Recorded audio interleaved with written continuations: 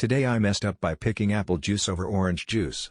After work today I was really craving juice, couldn't tell you why but I was fiending for it. I went to the store and saw a deal on the 1.35 liters bottles of juice, apple or orange. I decided, as I just had orange juice with my breakfast this morning, I'd go for apple. It used to be my favorite when I was at college, but I've ventured out into the juice scene, drinking mostly cherry or cranberry and things. A nice day to go back to the good stuff, younger me's favorite, or so I thought. So I bought my juice, £2 for a 1.35 liters innocent apple juice, absolute bargain. Then I went home. Made my dinner. Sat down and drank the entire 1.35 liters of apple juice. In 1 hour and 3 minutes. And then, my stomach growled at me, it started to feel a bit funny. I did some Googling. Turns out apple juice is a diuretic. I just drank 1.35 liters of what's essentially a natural laxative. Currently fighting for my life. Today I messed up by unknowingly giving my partner an STD. I gave my partner an STD without my knowledge when we first started dating. Today my partner got the results of an STD test they took recently and it came back positive.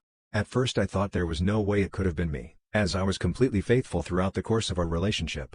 They're the love of my life and I never even thought twice about stepping out on them. At first it was a complete shock, and I thought they were lying or telling a sick joke. However, I hadn't gotten tested in a few months leading up to our relationship, while they got tested right after we started dating, so they could prove they were clean when we first got together. Unfortunately I could not, so it has to have been me. I feel so incredibly awful that I did this to them, even though I had no idea. I know it's not an excuse though, and I'm having trouble coming to terms with all the damage I unknowingly did. Neither of us had any symptoms for over a year, still don't, and I wouldn't have even thought to get tested having been in a committed relationship for a while. I still don't even know who this came from.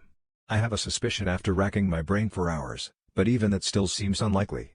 Part of me thinks it could have been them that cheated on me, but I think that's only because I'm still shocked I could have had this for years without even knowing/showing symptoms. I've tried apologizing, but it doesn't feel like even close to being enough. I don't know what to do, how to make it up to my partner, what to say, anything. I feel completely helpless, but worse because I know I'm the cause of it and that I may have irreparably damaged this person. They want to be a parent more than anything in life, and I couldn't live with myself if I took that away from them. I feel disgusted. Feel like dirt, lower than dirt, bloody loam. I feel like complete and utter scum, and that my partner deserves so much better than me. I can't even think of forgiving myself, so I don't know how I could expect them to. This is weighing on me so heavily, but I know I only have myself to blame. Today I messed up by breaking my nose during sex. The title pretty much sums it up, but I will give everyone some context. My wife loves sex now, but it takes her a lot of work to reach a climax. Just to paint a picture, she essentially lays on her stomach while I presume a planking position over her while thrusting. This is the only position that works for her, and she does not like my weight on her during this time. So, I am essentially planking while thrusting for 25 to 30 minutes on average each time we do the deed. I don't know how many fitness people are reading this, but they can attest that planking is the worst thing ever. But the silver lining is my abs are freaking solid now. During one of our sessions we assumed her favorite position at the edge of the bed. After about 5 minutes I felt a slight ache in my low back, but I wanted to please her so I didn't stop. Big mistake.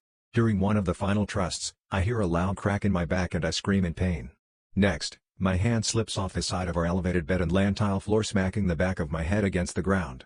To my dismay, I only had a split second to realize that I accidentally dragged her off the bed with me. Everything seemed to move in slow motion for me as all of her weight landed on my face, smashing my head against the floor again. She is not a large person, but 120 pounds dropping onto someone's face can knock anyone out, and that is what happened. Everything went black. I was in and out for a while after that, so I don't really know what happened, but when I finally came to my senses, I'm literally being wheeled out of my house by EMS. I had gauze shoved up my nose, with a large man smiling from ear to ear standing over me. "Good morning, champ," he said. They rushed me to the hospital. I had a concussion along with a broken nose. Interestingly enough, the doctor told me that I would be surprised by how often people end up in the hospital because of sex-related reasons. Who would have thought? This happened a while ago and I felt like some people on here would find it amusing. Needless to say, we have been searching for other positions that work for her. Today I messed up by inviting my childhood best friend into the home that I shared with my boyfriend. Beth and I have been friends since we were young. We were so close, we were like sisters. She started being distant after she married her husband up until a point where she stopped communicating with me entirely. She wouldn't respond to my messages nor return any of my calls, but she was still active on social media. I had to respect the fact that maybe our friendship has run its course. Years passed and months ago, I was surprised when Beth reached out to me out of the blue. She apologized for basically cutting me off and explained that it was because of her controlling husband. He did not approve of her having friends and she was terrified of him because he was violent. She explained how badly she wanted to leave him but had no means to, so I spoke to my boyfriend and we offered her to move in with us. We barely had the space but I promised to do whatever I can to help her. She was thankful and eagerly agreed. I made the drive to go pick her up and brought her to our place. I told her that she shouldn't feel weird about helping herself to food or anything else she needed in the house. We also made it a habit to invite her when we occasionally went out for dinner or to the movies. She had been through a lot and I wanted to be nice and help get her mind off things. And we all got along like a house on fire, so that was a bonus. I convinced my employer to give her a chance and she did, so she got a job. She was happy and I was proud of her. She deserved it. Everything was going well until I found out that her and my boyfriend were sleeping together right under my nose. I had never felt so much pain and humiliation in my entire life. I just packed my bags and drove off. Spent some scary and lonely nights in parking lots until I managed to figure out a decent living situation this month. But nothing compared to the fact that I had to and still have to see her at work. I haven't told anyone there and we interact strictly professionally, but for some reason, yesterday she asked to speak me on a personal level. I politely told her that if it's not work-related then I am not interested. They have both hurt me in the worst way possible, but I know that I will be okay. And that's the story of how I lost a long-term boyfriend and a lifelong friend at the same time. Today I messed up by losing $146,000 in poker.